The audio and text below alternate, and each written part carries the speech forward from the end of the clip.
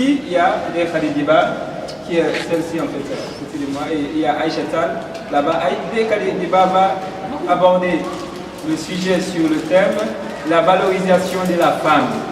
Elle va parler de la valorisation de la femme et Aïcha Tal, la sexualité. Elle va parler de ça. Et ok, quelle est la vision de l'islam concernant ça? إن الحمد لله نحمده ونستعينه ونستغفره ونعوذ بالله من شرور أنفسنا ومن سيئات أعمالنا من يهده الله فلا مضل له ومن يضلل فلا هادي له وأشهد أن لا إله إلا الله وحده لا شريك له وأشهد أن محمدا رسول الله. السلام عليكم ورحمة الله وبركاته.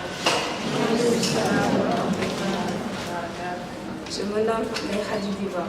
Je fais la classe première à l'école de Cravalera Academy. Permettez-moi d'abord, mesdames et messieurs, chers frères et sœurs, de représenter mes salutations et sentiments les plus respectueux. D'adresser ma gratitude à l'ensemble du personnel du Cravalera Youth Conference et à toute l'assistance ici présente. En effet, il est une grande occasion et un honneur à partager aujourd'hui avec vous cette réflexion fondée sur la statue de la femme en islam. Vu la dimension et la splendeur qui lui sont chantées en islam, comparée aujourd'hui au châtiment que la société lui fait subir, nous nous sommes permis de voir en quoi consisterait ce statut réservé à la femme en islam. Parler de cette femme idéale musulmane revient en quelque sorte à réaliser une bonne partie des sourates et hadiths du prophète alayhi salatu wa salam. Juste si vous me le permettez, nous voulons faire un bref exposé sur la valeur de la femme et l'importance aussi dans la conduite de la société en général. Mais cette personne avec qui nous entretenons un lien si particulier depuis les 9 mois de grossesse jusqu'à la naissance semble aujourd'hui être reléguée au plus bas de l'échelle sociale. En effet, cette posture des uns et des autres n'est en réalité la cause relative de la propre méconnaissance et inconscience de la femme à la valeur qui lui est affectée par l'islam, voire même Dieu. À défaut d'ignorer ce que l'on a, on risque toujours de tout perdre. Ce qui est le mal dont souffre la société actuelle. Vu les comportements, le mode d'habillement, le cas d'adultère, de viol, de grossesse, de divorce, d'infanticide, nous ne saurions pas se passer de la question à savoir où se trouve cette femme modèle, éducatrice que nous chante l'islam, cette femme dont l'islam fait l'éloge, cette femme dont les sourates et hadiths viennent rigoureusement à sa défense depuis sa naissance, cette femme dont Allah a pris une sourate entière pour parler d'elle, laquelle l'acceptation et l'assurance de son éducation constituent un moyen d'accéder au paradis. Rappelle Anas, qu'Allah le messager d'Allah, alayhi salatu wa salam, a dit: quiconque entretient 2 filles jusqu'à leur puberté sera avec moi le jour de la résurrection. Et quelle meilleure compagnie que la sienne. Mesdames et messieurs, chers frères et sœurs, voici une bonne occasion qui se présente en tout musulman, une garantie prophétique dont chacun parmi nous peut en profiter, car nous savons tous que la finalité de toutes nos dévotions est d'avoir la grâce divine. Et sur ce, il serait souhaitable d'avoir au moins une fille et pour s'assurer d'un accès au paradis. Relativement à certaines pratiques d'infanticide, tuerie ou carnage des filles, survenues à travers les époques, la femme semble être la seule bénéficiaire des êtres humains, d'une intervention ou d'une mise en garde divine, allant dans le sens de corriger cette injustice et de rétablir la dignité de la femme. Ainsi, Allah a dit dans la sourate 16, versets 58 à 59. Bismillahirrahmanirrahim. وإذا بشر أحدهم بالأنثى ظل وجهه مسودا وهو كظيم يتوارى من القوم من سوء ما بشر به يتوارى من القوم من سوء ما بشر به أيمسكه على هون أم يدسه في التراب ألا ساء ما يحكمون.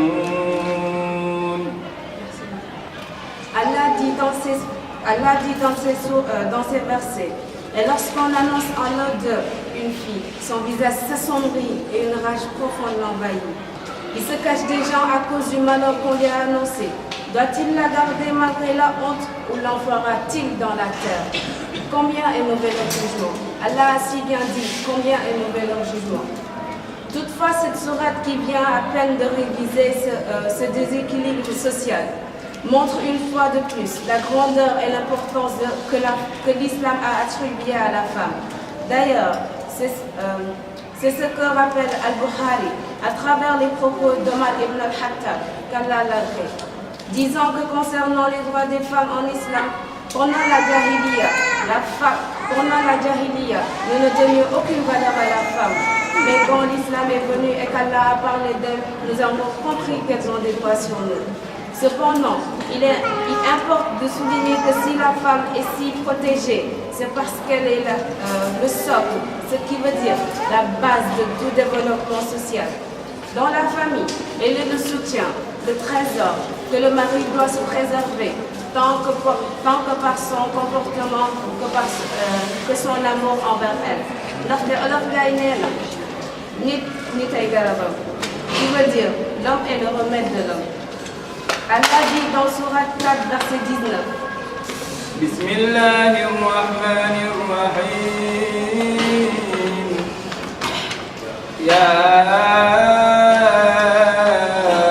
ayyuhalladhina amanu la yahillu lakum an tarithu an-nisaa la yahillu lakum an ترثوا النساء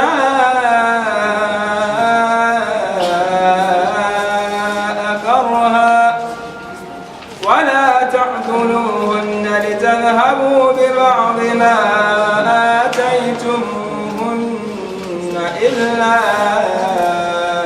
أن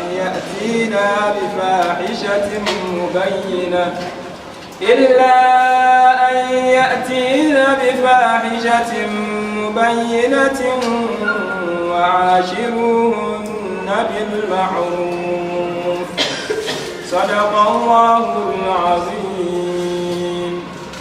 Allah dit dans ces versets, ô les croyants, il s'est adressé aux croyants, il n'a pas dit Massamba ni Modema, il a dit ô les croyants, il ne vous est pas licite d'hériter des femmes contre leur gré. Ne les empêchez pas de se remarier dans le but de leur ravir une partie de ce que vous aviez donné, à moins qu'elles ne viennent à commettre un péché, et comportez-vous convenablement avec elles. Il a si bien dit, comportez-vous convenablement. Pour l'éducation de la jeunesse, elle en est la première actrice aux enfants, le premier modèle, l'exemple qu'ils vont suivre est la première fois qu'ils vont reconnaître et aimer. C'est pourquoi ce jeune préparé lui doit en retour un amour et un respect aussi profond que possible, car de tous les gens, c'est elle qui mérite le meilleur traitement. D'après Abu Huraira, un homme va trouver le messager d'Allah et lui dit: ô messager d'Allah, qui mérite que je tienne avec lui les bonnes relations? Ta mère, lui répondit-il. Il lui repose la même question et il reçut la même réponse 3 fois de suite. Et la 4e réponse venant du prophète sera ton père. Ce hadith montre qu'il faut avoir un amour et une compassion envers la mère 3 fois plus que celui du père. Et ceci en vertu de ces 3 charges que seule la mère avait supportées: la conception, l'accouchement et l'allaitement. Donc, quelle que soit la situation de la femme, qu'elle soit épouse, fille, mère, il a été ordonné à l'homme de bien se comporter avec elle. Faire le contraire est donc une désobéissance et passible d'un châtiment divin. Enfin, mesdames et messieurs, chers frères et sœurs, Nous serions tentés de conclure notre exposé par ce hadith du prophète Ali salatu wa salam, rapporté par Hakim, authentifié par Albani, qui dit que le croyant qui a la foi la plus parfaite est celui qui a le meilleur comportement. Les meilleurs d'entre vous sont les meilleurs avec leurs femmes. Comme l'adage le dit, derrière chaque grand homme s'y trouve une grande femme. Et moi je dis, derrière chaque meilleur homme s'y trouve une meilleure femme. Qu'Allah préserve et protège toutes nos mères, nos filles et nos sœurs, qu'il les guide vers sa lumière et les allège des peines pesant sur leur cœur. Subhanallah. وبحمدك سبحانك اللهم وبحمدك أشهد أن لا إله إلا الله أستغفرك وأتوب إليك السلام عليكم ورحمة الله تكبير الله أكبر الله أكبر كبيرا والحمد لله كثيرا. La valeur que Dieu a donnée à la femme. Est-ce que vous avez des questions par rapport à ce qu'elle vient de dire?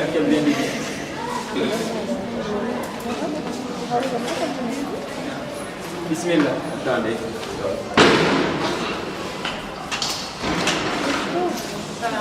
Alaykoum salam. Juste une question. Je félicite d'abord la prestataire de Hakiba. Et je voudrais savoir, est-ce que la femme qui ne suit pas les recommandations d'Allah peut être considérée comme quelqu'un qui a de la valeur? En fait, Allah a valorisé toute femme, qu'elle soit chrétienne, musulmane, athée, n'importe quelle femme, elle les a valorisées. Mais comme je l'ai dit au début, ces femmes ne reconnaissent pas ces valeurs ou bien ils sont inconscients des valeurs que Allah les a attribuées. Parce que dans quand on suit donc les règles de l'islam, il y a certaines étapes qu'on atteint très souvent dans le divorce au mariage. Quand il dit il faut d'abord leur parler, leur conseiller, parler, rappeler. Maintenant, si vous voulez quand tu vois que maintenant, après maintenant, ce tu vois qu'elle ne suit pas, maintenant, s'il le dit maintenant, c'est Allah qui a fait subhanahu wa ta'ala. Tout chacun a besoin de l'autre. Maintenant, il dit maintenant, s'il le dit maintenant, éloigne-toi déjà s'il le dit maintenant. De ta façon de s'il le dit. Tu fais un temps avec ça, tu vois que ça ne marche pas maintenant, il dit maintenant, il faut que oublie. Mais maintenant, comment frapper maintenant? Et ça va des choses dire frapper, non. Tu regardes là où c'est trop mou, tu fais même semblant de frapper, alors que tu ne frappes même pas. Tu fais semblant de frapper, alors que tu ne frappes même pas. Tu prends, tu l'as, là où tu l'as, tu vois que c'est trop mou, touche là-bas. Quelques petites coups et puis c'est fini. Voilà. Mais frapper, donner des coups, donner des coups de pied, jeter. Je dis que ça c'est la malhonnêteté de l'homme. L'homme, il est ingrat. Parce que quand un homme, très certainement, va chercher une femme, il veut se marier avec une femme. L'homme est tellement doux, en ce moment-là, comme on le dit, comme un harouya. Quand il voit une femme, alors qu'il est vraiment, tu vois maintenant, quand il va là, il est très doux. Il fait tout. Il fait tout ce que la femme veut. Mais maintenant, quand il voit maintenant cette femme-là, qu'est-ce qu'il va maintenant? Il va faire maintenant? Hein? Il incite, il fait le coup de pied, il faut passer. Il faut, comment dire, il faut sortir quand il est rentré. C'est comme ça. En rentrant, tu es bien rentré. Tu parlais de mots doux, de douceur. Mais maintenant, à la fin maintenant, qu'est-ce qu'on va faire maintenant? À la fin maintenant, quand il a la fin maintenant, tu fais tout ça. Là, exactement comme Oustaz a dit, Daraba, c'est ça, c'est frapper. Il y a plusieurs façons en fait de frapper. Frapper peut avoir la signification littéraire de frapper et aussi contextuelle. Là-bas, c'est frapper effectivement. Frapper, il y a quelque chose qui te frappe. Tu dis non mais ça vraiment, ça me frappe, ok. Ça ne veut pas dire que bien sûr frapper avec la main, n'est-ce pas? Et frapper aussi, bien sûr, par exemple au Daraba, on peut utiliser ça aussi comme citer, ok, un exemple, n'est-ce pas? Mais là, frapper exactement, Là, si elle refuse, toi tu sais exactement la femme, ce qu'elle aime le plus. Ok? Là, bien sûr, tu empêches la femme d'avoir ce qu'elle aime, n'est-ce pas? Et là, c'est un exemple pour l'apprendre, un exemple, une leçon qu'elle ne va pas oublier. Vous avez compris? Comment ça va en choisissant les choses en fait ce qu'elle aime plus et puis il faut la dépriver en fait de ça. Inch'Allah, petit à petit, c'est comme ça. Si elle refuse totalement, ça veut dire comme ça l'a dit. Ça veut dire c'est le divorce. Inch'Allah, je m'arrête là. Alhamdulillah, nahmaduhu wa nasta'inu, nastaghfiruhu wa na'udhu billahi min shururi anfusina wa min sayyiati a'malina. Man yahdihillahu fala mudilla lahu wa man yudlil fala hadiya lahu. وأشهد أن لا إله وحده لا شريك له وأشهد أن محمدا عبده ورسوله. سورة النساء.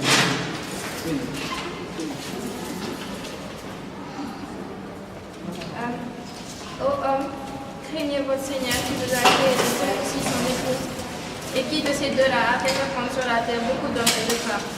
Craignez Allah au nom duquel vous implorez les uns et les autres, et craignez-le rempli bien du sang. Certes, Allah vous observe parfaitement.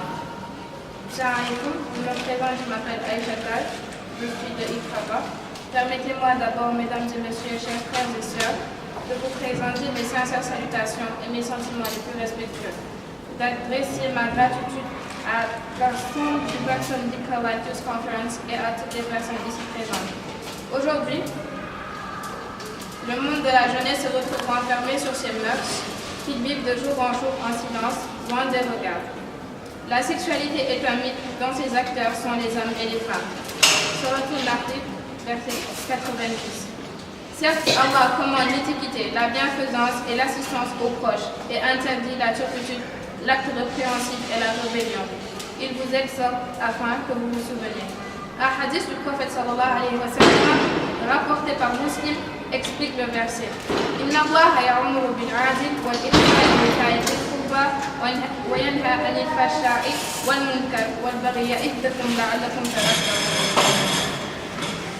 Mes chers frères et sœurs, parlons un peu de la culture de ces jeunes qui copient le style de vie des Occidentaux. Le prophète alayhi salatu wa salam a dit Man tashabbaha bi qawmin fahuwa minhum. Je m'explique.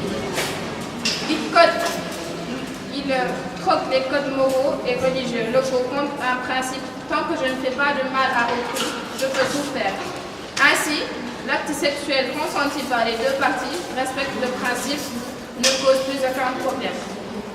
Bien évidemment, mes chers frères et sœurs, les plus aguerris prendront le soin de se protéger des maladies. Et nous savons que le VIH se transmet par les rapports sexuels et des éventuelles grossesses qui finissent toujours des bébés dans les poubelles que jettent les bonnes dames, afin que cela reste inaperçu aux yeux de tous et aux yeux de notre communauté, qui réduisent l'acte structurant en un simple parti de plaisir. Cependant, jeunes musulmans et jeunes musulmanes, sachez que nous portons nos propres valeurs, morales et religieuses. En effet, la culture africaine accorde une valeur très particulière à la femme, indépendamment de la foi. Nous savons tous que nous ne pouvons pas conjuguer certains sujets avec nos aïeuls, car la jeune fille doit s'épanouir sexuellement dans le seul cadre du mariage. La fornication gêne le fait, l'opprobre sur elle et sa famille. L'islam encadre non seulement l'épanouissement sexuel de la femme, mais aussi de l'homme en le limitant au seul cadre du mariage. Ainsi dit, nous allons donc développer notre thème sur ces points notés. Pourquoi l'islam prend-il cette position de résoudre la question de la sexualité dans le mariage? Le deuxième point, c'est la sexualité dans l'islam. Est-il un sujet tabou? Notre troisième point, c'est quel est le jugement de l'islam sur celui qui a commis la fornication? Troisièmement, les cours de repentir restent ouvertes. Qu'est-ce que c'est le repentir? Allah est Rahman et Rahim, Surat Al-Ghafir, et on terminera par les salutations. Ainsi dit, notre première question est pourquoi l'islam prend-il cette position de résoudre la question de la sexualité dans le mariage? La question dans le mariage, ou bien la sexualité dans le mariage, est interdite par l'éthique musulmane. Les relations sexuelles hors mariage. Auparavant, il existait des esclaves. L'éthique musulmane autorisait aussi les relations intimes de l'homme avec la femme esclave qu'il possédait à condition que celle-ci ne soit pas mariée.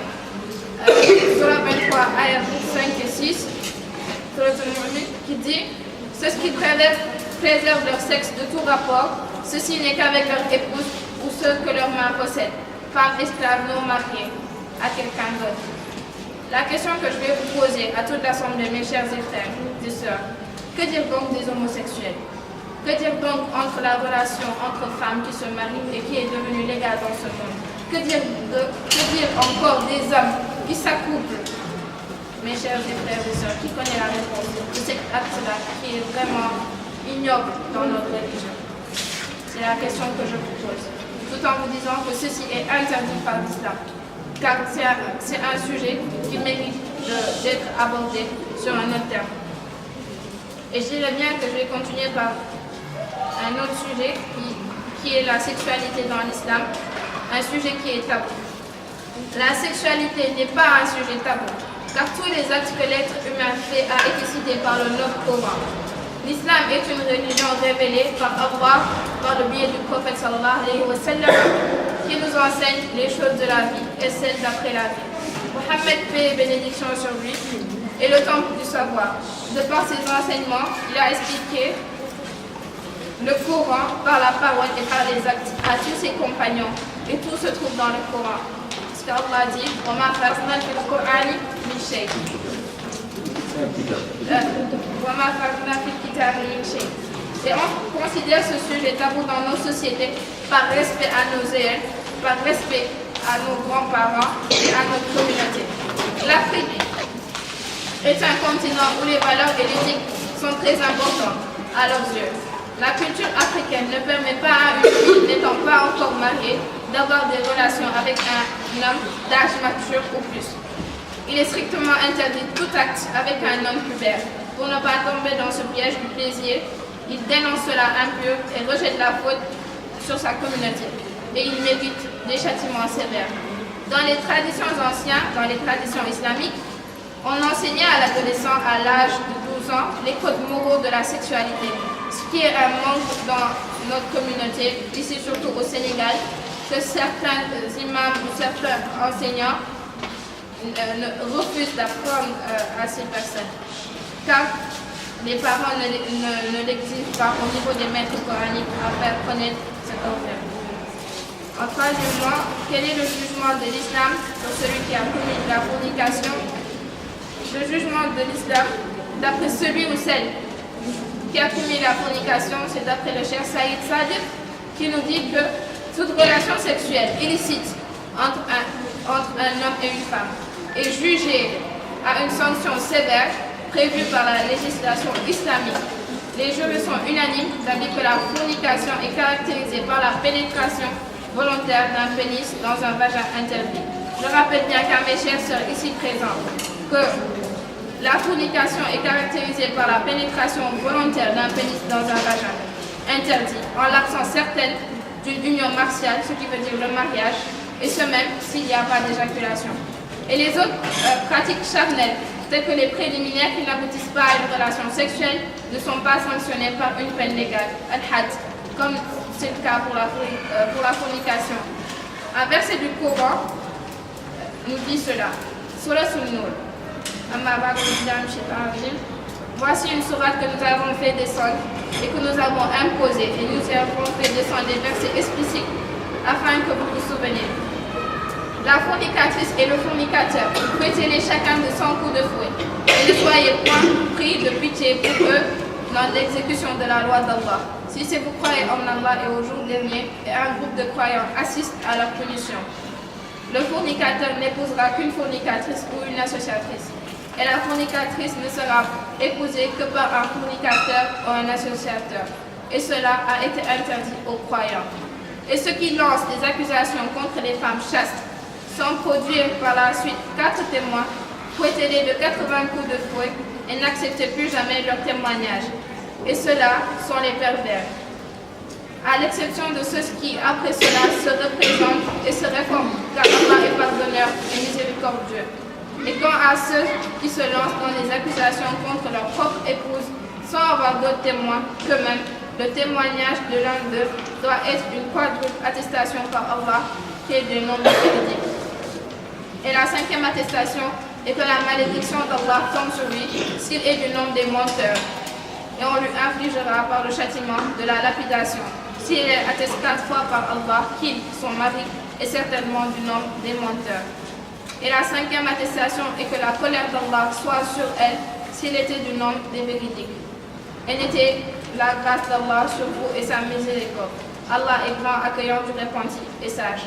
Ceux qui sont venus avec la calomnie sont un groupe d'entre vous. Ne pensez pas que c'est un mal pour vous, mais plutôt c'est un bien pour vous. À chacun d'eux, ce qu'il est acquis comme un péché, celui d'entre eux et qui est chargé de la plus grande part aura un énorme châtiment.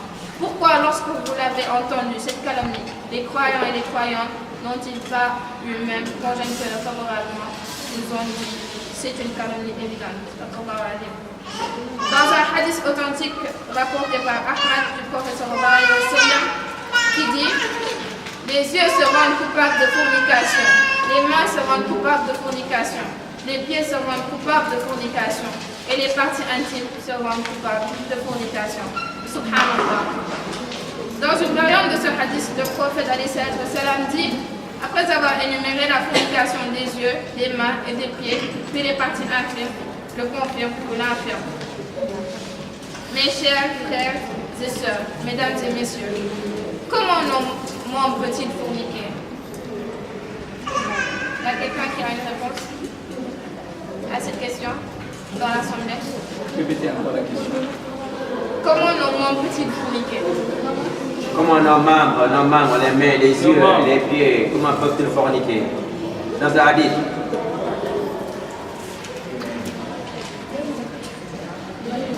D'autres choses qui ne m'appartiennent pas. C'est-à-dire de toucher ou d'aller à un endroit que tu n'es pas censé aller. S'il s'agit des yeux, c'est de regarder l'homme d'une autre femme. S'il s'agit de la main, c'est de toucher ce que tu ne dois pas toucher. C'est-à-dire de toucher ce qui ne t'appartient pas. Mais aussi, mes chers frères et sœurs, il y a un péché dont nous oublions de dire souvent, c'est les rapports sexuels avec la femme par sa voie anale qui fait partie des péchés majeurs, car cela est contraire à la parole d'Allah le Tout-Puissant. Vos épouses sont pour vous un champ de labour, allez à votre champ, comme et quand vous le voulez. L'endroit de la semence est le vagin. Le prophète alayhi salatu wassalam a dit, maudit est celui qui accomplit l'acte sexuel avec sa femme par la voie anale. Mes chers frères et sœurs, c'est comme un laboureur qui part dans son champ. On ne peut pas semer sa graine dans un champ qui est fertile. On ne peut y trouver d'enfants. On ne sème la graine que dans un champ qui est fertile pour qu'il puisse nous donner bien des graines. Et nous tous, nous adorons le grain, n'est-ce pas? Ben voilà, c'est ainsi. Et je reviens pour dire que quiconque va trouver un voyant et croire en ses paroles ou à un rapport sexuel avec une femme, lorsqu'elle a sa menstrue ou la sodomise, c'est toujours la même question qui revient, c'est de faire les rapports sexuels outre que le devant, qui est derrière, a certes mécru en Allah, ce qui a été révélé par le prophète sallallahu alayhi wa sallam. Et la sourate Isra, verset 36, qui dit, pour toutes ces connaissances, et ne poursuis pas ce dont tu n'as aucune connaissance. L'ouïe et la vue et le cœur, surtout cela en vérité, ils seront interrogés. Alors, pourquoi donc fuir la vérité d'Allah et l'enseignement du prophète alayhi salatu wassalam? Pourquoi se cacher sur une obscurité que nous savons que c'est des péchés? Mais Allah, il est Rahman, il est Rahim, et il nous ouvre les portes du repenti après tous nos péchés. Car lui seul est le pardonneur, et faites-lui donc confiance. Et mes chers frères et sœurs, je vais vous parler du repenti qui veut dire at-tawbah. Il consiste tout d'abord à ce que l'on soit convaincu que le péché et la désobéissance nuisent à la purification de notre âme et contribuent à l'éloignement d'Allah. Cette conviction doit provoquer un sentiment de regret, lequel implique la volonté d'abandonner certains comportements nuisibles. La question est la suivante: pourquoi se repentir?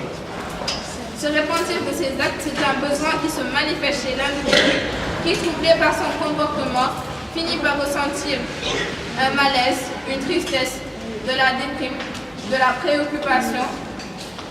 C'est alors que le repenti, qui est un acte de foi, l'iman billah, apparaît comme libérateur du malaise. Allah subhanahu wa ta'ala a dit: et ceux qui ont œuvré en mal, puis après que ceux-là se sont repentis et ont cru ton Seigneur, et après tout cela, certes oui, pardonneur, miséricordieux. Allah nous invite au repenti sincère et ferme qui pourra effacer nos mauvaises actions. Il nous donne la possibilité de nous rattacher de nos erreurs et de prendre un nouveau départ. Allah subhanahu wa ta'ala dit toujours à Surat al-Mu'min: répentez-vous à Allah le repenti sincère. Il se peut que votre Seigneur vous efface vos fautes. Oui, je suis grand pardonneur pour celui qui se représente et croit fait œuvre bonne, puis se guide. Quand se repentir? Se repentir, le prophète alayhi salatu wassalam a dit de ne pas le faire activement, mais par des incitations de shaitan, sauf dans 5 cas. At-tawbah, c'est-à-dire le repenti, marier sa fille, régler ses dettes, enterrement des morts, faire de bonnes actions. Comment se repentir? Il est nécessaire qu'il se juge lui-même et qu'il constate son autocritique, c'est de se critiquer lui-même. Et il est nécessaire qu'il se juge lui-même et qu'il constate les méfaits qu'il a commis envers Allah, envers autrui, envers lui-même. Et ainsi il pourra faire le point et connaître les raisons de ses préoccupations. Allahumma anta rabbi, la ilaha illa anta khalaqtani wa ana ala ahdika wa wadika mastaktu wa wudbika min shari mastanatu wa abu laka bin nafsika alayka wa biramatika faghfirli fa innahu la yaghfir dhunuba illa anta.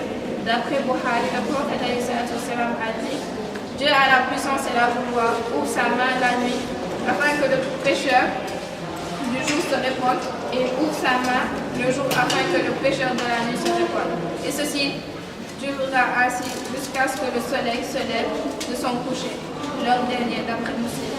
Surat al-Ghafir, mes chers frères et sœurs, ayez toujours confiance à Allah, car Allah seul est le pardonneur. Dit Hamim, la révélation du livre vient d'Allah, le Tout-Puissant, l'Omniscient, le pardonneur des péchés, l'accueillant au repenti, le dur en punition, le détenteur des faveurs, point de divinité à part lui, et vers lui la destination. Mesdames et messieurs, chers frères et sœurs, voici ce que j'avais prévu pour vous. J'espère que vous y tirerez des enseignements qui vont nous servir le reste de notre vie. Allah nous préserve et nous protège. Assalamu alaikum. Takbir, Allah Takbir, Takbir, Allah walhamdulillahi kathira. Chef, indakum yoni. Alhamdulillah rabbil alamin. S'il y a des questions à faire, passe le champ. Qu'est-ce que c'est la question? Celle qui jette leurs enfants dans le couvert. Je te demande de savoir ce que l'islam dit, celle qui jette ses enfants dans les poubelles. Qu'est-ce que l'islam demande? Qu'est-ce que l'islam dit? Celle-là, ils ont commis ça dépend de la personne. Ils ont commis des erreurs, d'autres crimes. Non seulement ils ont commis des erreurs, parce qu'Allah subhanahu wa ta'ala, elle a fait la sorte en disant: Wala taqrabu zina, wala taqrabu zina, wala taqrabu. Hein? Il n'a pas dit tenez-vous. Il n'a pas dit tenez-vous. Il n'a pas dit faites attention. Mais il a dit ne vous approchez pas. C'est pas bon, c'est mauvais. Ne vous approchez pas donc de cela. Donc c'est salut. Ouais. Donc maintenant, non seulement elle a l'adultère, elle a commis donc un grand péché, de un. De deux également, elle tue encore. Elle tue encore. Ouais. Donc, celle-là donc, mais donc de châtiment. Châtiment. S'il y avait le charia, on a non seulement on a d'abord comment dirais-je, le nom des coups de filles, des coups de fouet, mais également elle a tué donc sans raison aussi on va la tuer. On va la tuer. Donc elle a donné une règle générale pour qu'en tant que camarade, en tant que fille de jeune âge comme vous-même, qu'au moins que vous aussi vous préservez.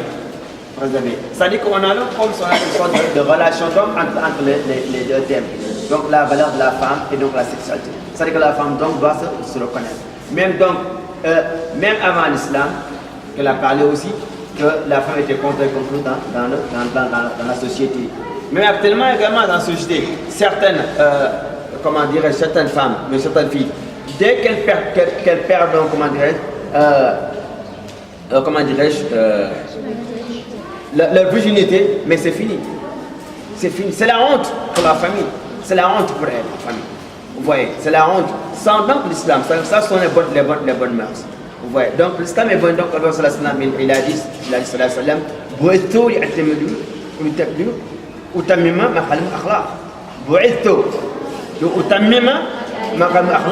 Allah subhanahu wa ta'ala m'a envoyé pourquoi? Pour compléter comment les bonnes habitudes. Voilà, les bonnes habitudes. Donc, il y avait là des habitudes qui étaient là avant l'islam. L'islam vient donc et renforce donc ces bonnes habitudes là. Donc, tout ceci donc c'est pour les femmes aujourd'hui, c'est donc, comment dirais-je, appartient aux femmes. Donc, de se préserver, tout encore les femmes musulmanes, de se préserver encore, d'éviter encore le concubinage, d'éviter encore le copinage, ou bien des relations sexuelles donc en dehors de l'islam, en dehors donc des mariages. Donc, ouais. Donc, quand il est institué, Inna Allah kana alaykum raqiba. Allah subhanahu wa ta'ala, il vous voit n'importe où vous êtes. Quand la personne donc, elle pense que Allah subhanahu wa ta'ala est en train de le voir n'importe où il est, donc cette personne doit avoir donc la honte. Donc, la honte de se mettre nu devant Allah subhanahu wa ta'ala, de toucher ce qui l'appartient. Vous voyez, d'avoir honte, d'avoir également la crainte de toucher ou de s'approcher ce qui ne l'appartient pas. Vous voyez, on a donc des choses comme ça dans les temps anciens. Un homme avait donc voulu avoir une relation avec une de ses cousines. Celle-ci a toujours refusé. Mais au fil du temps, elle a eu des problèmes. Il est venu voir le gars. Le gars lui a dit la même chose seulement. Voilà le lit, voilà l'argent. Quand tu veux l'argent, tu vas sur le lit. Mais la femme, elle a accepté parce qu'elle n'a pas de moyens. Mais au moment de vouloir aller avec lui, il a demandé est-ce que tu as fermé toutes les portes et les fenêtres? Il a dit que non, je n'exige rien, toutes les fermées, il n'y a rien ici. Il a dit que non, il a ainsi dit que non, je dois fermer. Qu'est-ce qu'il a après? Il dit est-ce que tu as fermé la porte de Dieu subhanahu wa ta'ala? C'est là que le gars, il a craint. Il s'est relevé, il a dit à la dame maintenant, prends tout ce que tu as. Parce qu'il avait donc au moins un iman dans son cœur. Donc la personne a donc un iman, il a donc la crainte de Dieu subhanahu wa ta'ala. Quand il a donc la foi en lui, donc à chaque fois il met Allah subhanahu wa ta'ala devant lui. Donc il a toujours donc, il craint toujours Allah subhanahu wa ta'ala. Il a toujours donc, parce que il dit, فَإِنْ لَمْ يَسْتَحْيِ فَاسْنَعْ مَا شِئْتَ فَإِنْ لَمْ يَسْتَحْيِ فَاسْنَعْ مَا شِئْتَ. Si tu n'as pas honte de Dieu subhanahu wa ta'ala, si tu n'as pas crainte de Dieu, fais ce que tu veux. Fais ce que tu veux. Donc la personne doit donc avoir crainte de Dieu et également, quoi encore, avoir honte de Allah subhanahu wa ta'ala.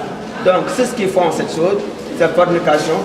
Je crois que ça va être une leçon pour nous, mais également pour nos sœurs, mais également pour nos camarades. Ça on le dit.